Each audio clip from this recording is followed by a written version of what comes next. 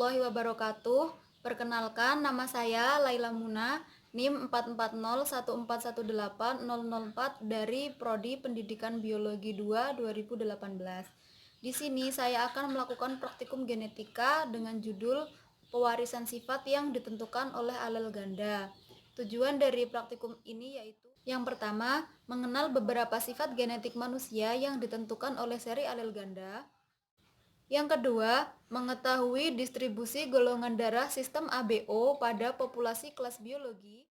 Yang ketiga, mengetahui sifat rambut pada segmen digitalis atau jari tangan kedua pada populasi kelas. Alat yang dibutuhkan untuk praktikum ini yang pertama adalah kartu golongan darah. Yang kedua adalah alat tulis, pulpen dan buku untuk mencatat data. Kemudian jari tangan untuk mengamati adanya rambut pada segmen digitalis kedua. Untuk praktikum golongan darah sistem ABO, pada praktikan memiliki golongan darah B, dikarenakan jika ditetesi dengan anti A, maka darahnya tidak akan menggumpal, sedangkan resusnya adalah positif. Lalu kita catat pada tabel, yaitu golongan darahnya B, sedangkan antinya adalah anti A. Untuk pengamatan ada tidaknya rambut pada segmen digitalis kedua, pada praktikan terdapat rambut pada segmen digitalis kedua, jari tengah, dan juga jari manis. Sedangkan pada jari telunjuk dan juga jari kelingking tidak ada. Begitupun pada tangan yang kanan, terdapat rambut pada segmen digitalis kedua, jari tengah, dan juga jari manis. Sedangkan pada jari kelingking dan jari telunjuk tidak ada. Lalu datanya dimasukkan ke dalam tabel. Jari tengah dan juga jari manis baik kanan maupun kiri dicentang. Kemudian alel gandanya yaitu H3. Sekarang kita masuk pada pembahasan. Nah, pada praktikum pewarisan sifat yang ditentukan oleh alel ganda ini dilakukan dua percobaan, yaitu alel ganda pada golongan darah dan juga alel ganda pada rambut segmen digitalis kedua jari tangan.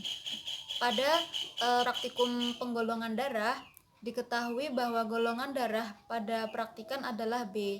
Sedangkan menurut penelitian, golongan darah yang paling banyak adalah golongan darah O yang mana memiliki alel-alel yang resesif. Terdapat 4 kemungkinan pernikahan yang akan melahirkan anak dengan golongan darah O. Yang pertama adalah pernikahan antara golongan darah O dengan golongan darah O. Yang kedua adalah pernikahan antara golongan darah A heterozigot dengan golongan darah O. Yang ketiga adalah pernikahan antara golongan darah B heterozigot dengan O. Dan yang keempat adalah pernikahan golongan darah A heterozigot dengan B heterozigot. Ada 3 sebab mengapa golongan darah O memiliki frekuensi paling banyak. Yang pertama adalah persebaran etnis mempengaruhi persebaran golongan darah. Yang kedua, adanya pernikahan antara orang yang sama-sama memiliki alel resesif, yaitu I0. Yang ketiga adalah perkawinan yang endogami akan lebih banyak menghasilkan golongan darah yang resesif, yaitu O. Dalam pewarisan sifat golongan darah, alel IA dan alel IB memiliki seri dominansi yang sama, sedangkan alel I0 bersifat resesif. Jadi, jika ada alel IA dengan alel I0, maka golongan darahnya adalah A. Sedangkan jika ada alel IB dengan alel I0, maka golongan darahnya adalah B. Tetapi, jika ada alel IA dengan alel IB, maka golongan darahnya adalah AB karena bersifat kodominan. Jadi tidak ada yang lebih dominan. Sedangkan golongan darah I0 atau O itu hanya dihasilkan dari alel I0 dan juga I0 karena bersifat resesif.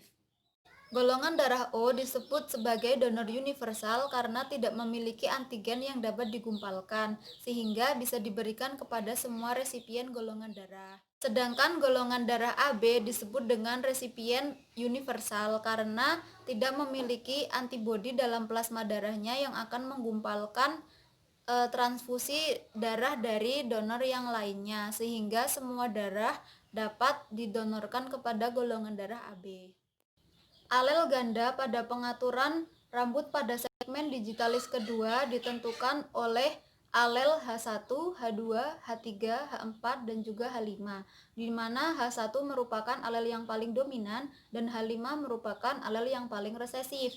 Jadi pada H1 itu terdapat rambut pada semua jari segmen digitalis kedua, jari dari jari telunjuk sampai jari kelingking, jari ibu jari tidak dihitung. Sedangkan pada H2 itu terdapat rambut pada segmen digitalis kedua, jari tengah, jari manis, dan juga jari kelingking. Sedangkan untuk H3 terdapat rambut pada segmen digitalis kedua, jari tengah, dan juga jari manis. Sedangkan H4 terdapat rambut pada segmen digitalis kedua, jari manis. Jika H5 berarti tidak memiliki rambut pada segmen digitalis kedua pada jari. Menurut penelitian, tipe sebaran rambut pada segmen kedua digitalis itu adalah H5, yang mana merupakan alel yang resesif.